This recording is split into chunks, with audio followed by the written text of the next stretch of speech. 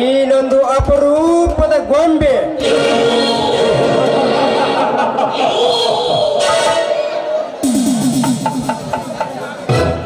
ರೇವತಿ, ನಿನ್ನ ಬೊಗಸಿಗಣ್ಣಿನ ಕಣ್ಣೋಟ ನನ್ನ ಚಿತ್ತವನ್ನು ಚಂಚಲ ಮಾಡಿದೆ. ಒಂದಿನ ನಿನ್ನ ಸಂಗ ಮಾಡಿ ತಿದ್ದಿ ತೀಡಿದ ಬಂಗಾರದ ಜಿಂಕೆ ಎತ್ತಿರುವ ನಿನ್ನ ದೇಶಗಾರ ಉನ್ನತಿದರೆ ನನ್ನ ಹೆಸರು ಶ್ರೀಮಂತ್ ಪ್ರತಾಪ್ನೇ ಅಲ್ಲ.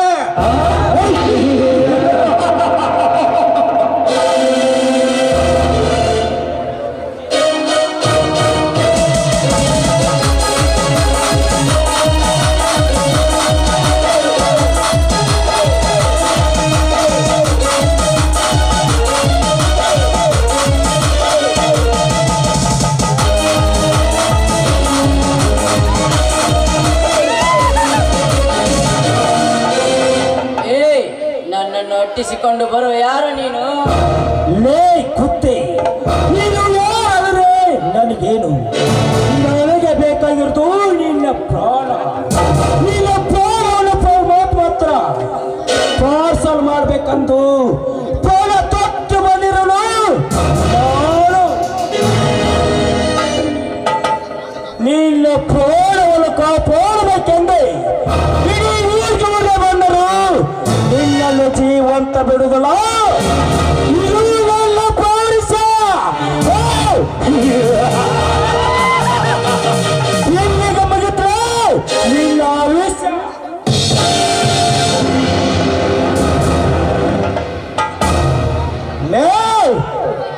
ಯಾರು ನೀನು? ಅವನನ್ನು ಹೇಗೆ ಕೊಲೆ ಮಾಡಿದ್ದೀಯ? ನಿನಗೆ ಅವನ ಕೊಂದ ಕಾರಣ ಹೇಳ್ಬೇಕಾ ಅಥವಾ ನಾನ್ಯಾರಂತ ಗೊತ್ತಾಗಬೇಕಾ?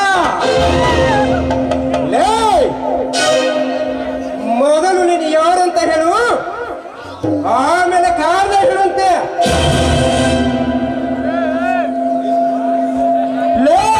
ನೀನು ಭಾರತ ಬಾವುಟ ನೋಡಿದ್ಯಾ? ನೀನು ಎಸ್, ನೋಡಿದ್ದೇನೆ. ಗೊತ್ತಾ ನಿನಗೆ? ಬೆರಳು ಚೀಪ ಬಾಲಕನಿಂದ ಹಿಡಿದು ಸಾಯುವ ಮುದುಕನ ಕೇಳಿದ್ರೆ ಹೇಳ್ತಾರೆ ಕೇಸರಿ, ಬಿಳಿ, ಹಸಿರು ಮೂರು ಬಣ್ಣ ನಡುವೆ ಚಕ್ರ ಅಂತ. ಚಕ್ರ ಯಾರು ಗೊತ್ತೇ? ಕುಟ್ಟೆ. ಅದೇ ಸಾಮ್ರಾಟ್ ಅಶೋಕ ಚಕ್ರವರ್ತಿಯ ಚಕ್ರ. ಚಕ್ರವರ್ತಿ, ಈ ಚಕ್ರವರ್ತಿ. ಲೇ ಚಕ್ರವರ್ತಿ, ನೀನು ಸಾಮ್ರಾಟ್ ಅಶೋಕನ ಹೆಸರಿಟ್ಟುಕೊಂಡ ತಕ್ಷಣ ನೀನೇನು ಸಾಮ್ರಾಟ್ ಅಶೋಕರಾಗಲ್ಲ. ಪ್ರತಾಪ ಶಿವನ ಬಲಗೈಯಾದ ರೌಡಿನ ಆತಕ ಮಾಡಿದ್ರೆ ಮಗನೇ. ಲೇ ಪ್ರತಾಪ ಸಿಂಹ, ಲೇ ಅಂದರು 4 ನಿಮಿಷ ಬದುಕಲು ಗೊತ್ತಿಲ್ಲ ಈ ಚಕ್ರವರ್ತಿ. ಇಂದು ಏಕೆ ನಿನ್ನ ಟೈಮ್ ಚಲೋ ಇದೆ, ನಿನ್ನ ತಣ್ಣಗಿದೆ. ಯಾಕಂದರೆ ಈ ಚಕ್ರವರ್ತಿ ಒಂದೇ ಭೇಟಿ ಆಡುತ್ತಾನೆ. ಅದಕ್ಕೂ ಮಿಗಿಲಾಗಿ ಹಾರಾಡಿಟ್ಟು ಬಂದ್ರೆ ಮಗನ ಕೈ ಕಾಲು ಕಟ್ಟಿ ಯಮನ ತರ ಎಳೆದುಕೊಂಡು ಹೋಗಬೇಕಾಗುತ್ತೆ.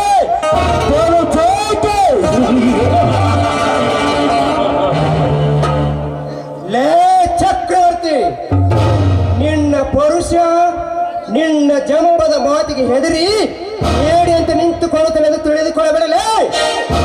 ನಿನ್ನಂತ ಎದುರಾಳಿಗೆ ಪಕ್ಕ ಎದುರಾಳಿ ಪ್ರತಾಪ ಸಿಂಹ. ಹುಲಿಗೆ ಹುಲಿ ಹೆಪ್ಪುಲಿದರು. ಹೆಪ್ಪುಲಿಯ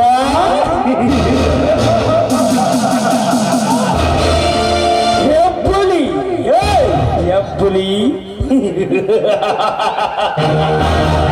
ಹೆಬ್ಬುಲಿಗೆ ಕಕ್ಕ ಹುಲಿನೇ. ಇದು ಹಾಲವತನ ಹುಲಿ. ಮಾತ್ರ ಮರೆಯಬೇಡ. ನಿನಗೊಂದು ಮಾತು ಗೊತ್ತಾ? ಹೇಳ್ತೀನಿ ಕೇಳು.